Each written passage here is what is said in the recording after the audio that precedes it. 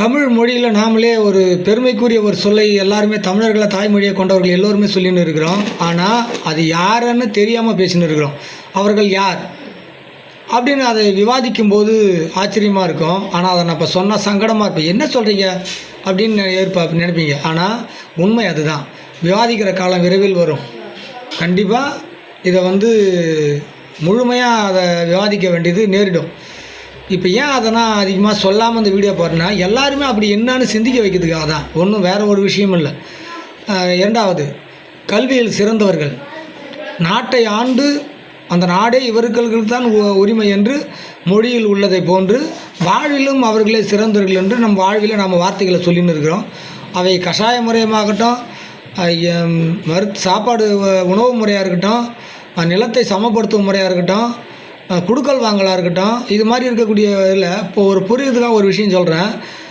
இந்த மிகப்பெரும் பாரத நாடு என்று சொல்வதற்கு முன்பு இது நாகர்கள் நாடுன்னு சொல்கிறோம். நாகர்கள் நாடுன்னு சொல்கிறதுக்கு முன்னே இது வெறும் காடா இல்லை, வனம். வனம் என்பது வானுயர வளரக்கூடிய, அதாவது வளமான ஒரு நிலத்தில் வளரக்கூடியது இயற்கையாகவே.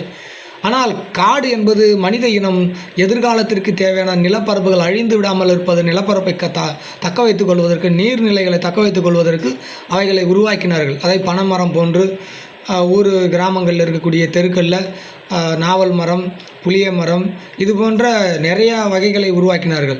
இவைகள்லாம் இயற்கையாகவே நம்ம நாட்டில் வளரல. இவைகளில் 60% மரங்கள் தமிழர்கள் தான் உருவாக்கினாங்க. தமிழர்களுக்கு மூத்த குடிகளாக இருந்தவர்கள் நாகர்கள்.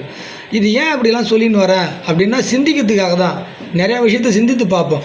ஏன்னா 1947 வெள்ளைக்காரன் சுதந்திரம் கொடுத்துட்டு போனான்னு சொல்கிறோம். சுதந்திரம் கொடுக்க வேண்டிய காரணத்துக்கு அவன் ஏன் ஆளானான், நாம் அடிமையாகிறதுக்கு என்ன காரணம், அது எந்த ஆண்டு, இது மேலே நிறையா விஷயம் பேசலாம். ஆனாலும் இந்த வீடியோவை முழுமையாக போடாமல் சிந்திக்கிறதுக்காக போடுறேன். இதை வீடியோ